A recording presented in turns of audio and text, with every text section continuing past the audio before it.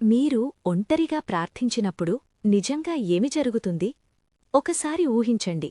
ఈ రాత్రి మీరు మీ మంచం పక్కన మోకాళ్లపై వాలి ప్రార్థిస్తున్నప్పుడు అకస్మాత్తుగా దేవుడు మీ ఆత్మీయ కళ్లను తెరిస్తే మీరేమి చూస్తారు? మీకు ఖాళీ గది కనిపించదు. మీ ప్రార్థన మాటలు గాలిలో కలిసిపోతున్నట్లు అనిపించదు. మీరు దేవదూతలు కదులుతున్నట్లు చూస్తారు. యుద్ధాలు జరుగుతున్నట్లు చూస్తారు. మీ పేరు పరలోకంలో పలుకబడుతున్నట్లు చూస్తారు. అప్పుడు మీరు ఎప్పటికీ ఇది చిన్న ప్రార్థన మాత్రమే అని అనరు. మీరు మీ గదిలో ఒంటరిగా ప్రార్థిస్తున్నప్పుడు పరలోకంలో కదలిక జరుగుతోంది. ఆత్మీయ లోకం ఆదివారం సేవ కోసం వేచి ఉండదు. అది రహస్యంగా మొరపెట్టుకునే స్వరానికి వెంటనే స్పందిస్తుంది. ఈ సందేశంలో మీరు ఒంటరిగా ప్రార్థించినప్పుడు కనిపించని లోకంలో నిజంగా ఏమి జరుగుతుందో మనం తెరవెనుక చూద్దాం. 1. పరలోకం నమోదు చేస్తుంది.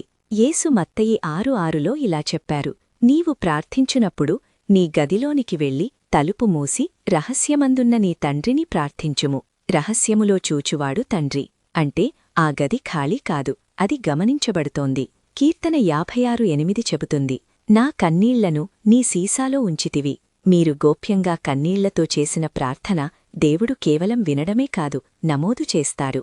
ప్రకటన 8:3-4లో పరిశుద్ధుల ప్రార్థనలు ధూపంలా దేవుని సింహాసనమునకు ఎగసినట్లు చెప్పబడింది. మీరు ప్రభూ సహాయం చేయు అని నెమ్మదిగా చెప్పిన మాటలు పైకప్పును తాకి తిరిగిరావు, అవి పరలోకంలో చేరుతాయి. మీరు ఏమీ అనుభూతి చెందకపోయినా పరలోకం ఏదో అనుభవిస్తుంది. 2. దేవదూతలు కదులుతారు. దానియేలు 10లో దానియేలు 21 రోజులపాటు ఉపవాసంతో ప్రార్థించాడు.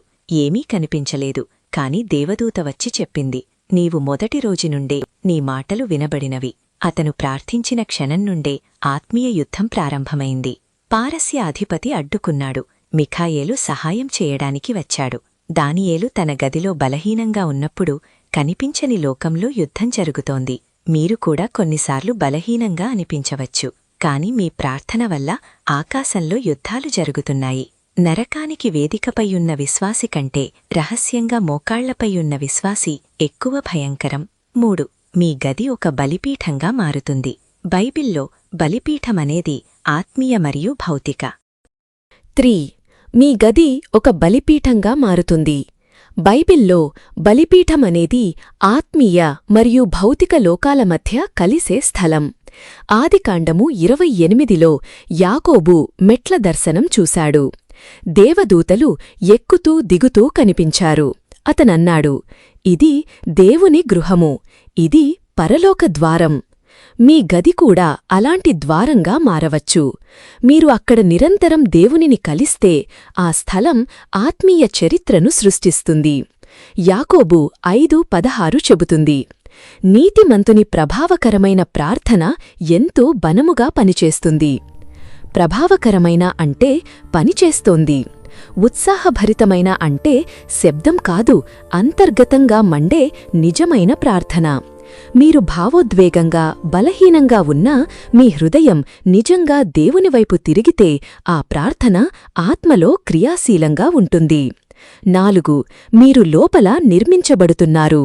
యూద 20 చెబుతుంది: పరిశుద్ధాత్మలో ప్రార్థించుచు మీ విశ్వాసములో మీరే మిమ్మును నిర్మించుకొనుడి. ప్రతి ప్రార్థన మీ అంతర్గత మనిషిలో ఒక ఇటుక వేసినట్లే. రోజులు గడిచాక, నెలలు గడిచాక మీరు వెనక్కి చూసి చెబుతారు: నేను మారిపోయాను. మీ గది మీ ఆత్మకు జిమ్ లాంటిది. బలహీనంగా వెళ్ళి బలంగా బయటకు వస్తారు. ఎఫెసీయులకు 3:16 ఆయన ఆత్మ వలన అంతరంగ మనిషిలో బలపడుటకు. ఈ రాత్రి మీరు మోకాళ్లపై వాలి ప్రార్థించేటప్పుడు గుర్తుంచుకోండి: మీరు ఒంటరిగా లేరు. మీ మాటలు వినబడుతున్నాయి.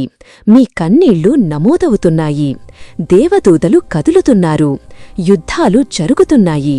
మీ లోపల నిర్మాణం జరుగుతోంది.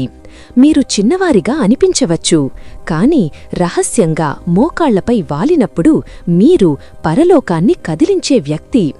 ఈ రోజు నుండి మీ గదిని సాధారణ గదిగా చూడకండి.